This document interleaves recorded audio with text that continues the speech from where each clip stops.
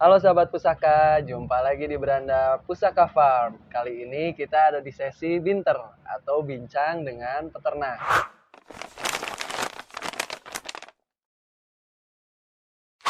Sekarang Pusaka Farm kedatangan salah satu tamu istimewa dari Pure Fresh Dairy Farm, yaitu Kang Yuda Yusuf Daniel.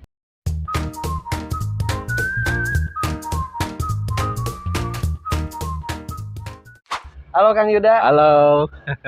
Gimana kabarnya nih? Alhamdulillah sehat-sehat. Alhamdulillah saya bisa bersilaturahmi di salah satu peternakan kambing perah yang cukup besar di Jawa Barat, Pusaka Dairy Farm di Sumedang, tepatnya di Parakan Muncang.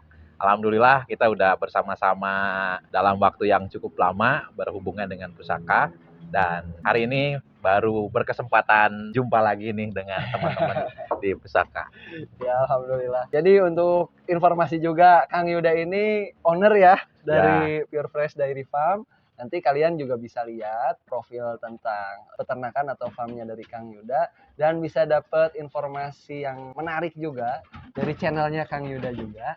Jadi kita kolaborasi ya Kang. Ya, siap. Kita selalu bermitra, terus kita memang sudah lama membangun hubungan dan komunikasi, terutama untuk kambing perah ini gitu ya. Nah, untuk sesi kali ini, teman-teman mungkin banyak yang belum tahu Kang, Ya, tentang gimana sih sejarahnya Akang itu bisa terjun ke dunia kambing perah, ya. bisa eksis sampai sekarang dan bisa berkembang. Karena dengar-dengar Akang udah bisa mengolah susu jadi susu bubuk, ya kan? Alhamdulillah. Nah itu, tolong diceritakan Kang gimana pertamanya. Oke. Jadi teman-teman Pusaka, saya memulai usaha peternakan kambing perah ini awalnya di 2017.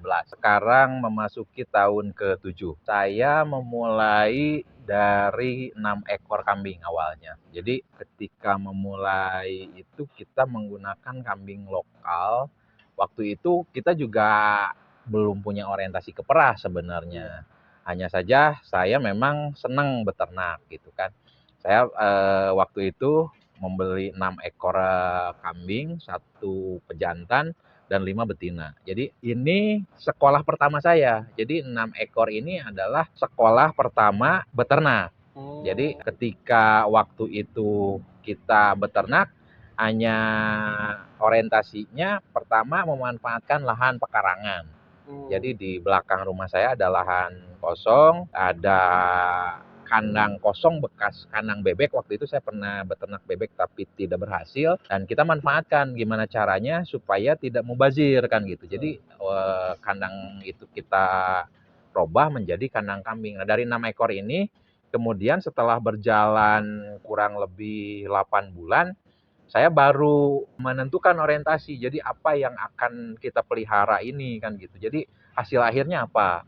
Waktu itu saya mengembangkan kambing peranakan Etawa. Nah, cuman kalau di Jawa Barat ini kan kambing peranakan Etawa kurang familiar. Artinya karena memang segmennya waktu itu lebih banyak ke kontes kan gitu. Sementara di Jawa Barat kontesnya kan lebih banyak di domba Garut, domba ketangkasan. Nah, sementara kambing Etawa ini kan belum begitu familiar sebagai hobi kan gitu waktu itu. Akhirnya kita harus memutuskan ke produksi. Produksi apa yang kemudian bisa menghasilkan kan gitu. Pertanyaan dasarnya kan itu sebenarnya. Nah, kita cari-cari referensi kan gitu. Ketika misalnya kita fokus di kurban, ya waktunya kan momentum hanya setahun sekali. Apa yang kemudian bisa menghasilkan pendapatan harian kan itu pertanyaannya. Nah, kemudian ketemulah kambing perah, bahwa kambing peranakan Etawa ini bisa diperah. Ya akhirnya kita mulai mengorientasikan peternakan ini akan di kambing perah kan gitu. Nah, saya mulai belajar lah, mencari literatur tentang kambing perah, dan terus berkembang. Ternyata ada kambing introduksi yang produktivitasnya bagus. Artinya ketika diperah ini secara ekonomi bisa masuk. Nah, kan ketika misalnya kita memelihara kambing lokal, ada kelebihan dan kekurangannya kan gitu. Nah, kita cari potensi-potensi yang kemudian itu menjadi satu kelebihan di kambing perah kan gitu. Akhirnya saya mulai kenal Sapera, mulai kenal Sanen kan gitu. Akhirnya setelah informasinya dapat, kita jenis kambingnya kita udah petakan, ya kita akhirnya memetakan untuk cari sumber bibitnya. Nah, setelah kita tahu kambing sanen ini bisa untuk kambing perah dan di Indonesia sudah ada, kita cari sumber bibitnya di mana.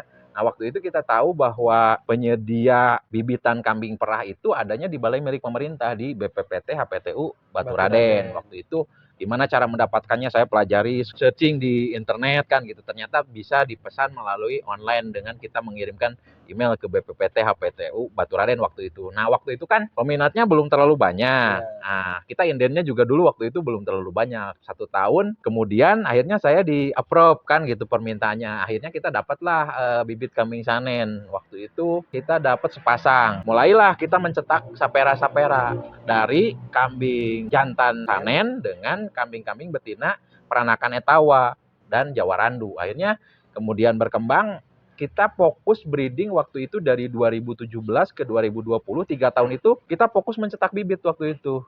Karena waktu itu juga pasar susu kambing kan belum terlalu dikenal. Jadi masih segmennya masih sangat kecil. Jadi orang mencari susu kambing itu hanya orang-orang yang punya keluhan masalah kesehatan kan gitu waktu itu.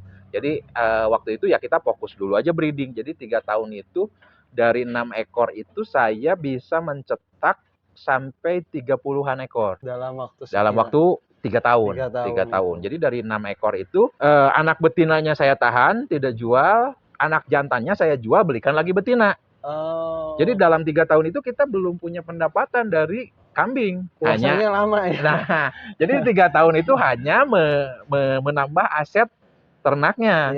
Nah, setelah kemudian punya populasi 30, mulailah kita belajar ke arah dairy farm kan gitu. Bagaimana pengelolaan reproduksinya, bagaimana memberikan nutrisinya, bagaimana mengatur supaya kambing-kambing ini punya produktivitas yang bagus, terus masa laktasinya panjang. Nah, kita belajarlah di sana tentang genetika kambing. Kita menyilangkan ini, nanti terus juga kita seleksi, kita belajar juga merekod, mencatatkan dari yang produksi bagus ini dikawin dengan produksi bagus ini, hasil anakannya dipilih ya lagi yang paling bagus. Nah, nanti dari 30 ini kemudian mengerucut saya hanya punya 20 induk yang terseleksi. Nah, dari 20 induk yang terseleksi inilah di tahun ketiga saya mulai fokus di kambing perah. Nah, di tahun keempat kemudian karena waktu itu berbarengan dengan wabah COVID, ternyata permintaan susu meningkat tajam.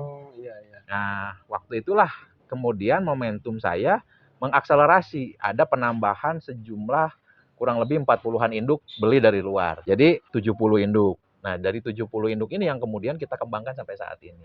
Oh, luar biasa gitu. ternyata. Jadi kurang lebih sejarahnya begitulah. Anggaplah belum ada income ya, Kang ya? Belum. Persiapan utama tuh sebenarnya apa sih, Kang? Kita kan berbisnis, semua bisnis pasti orientasinya profit.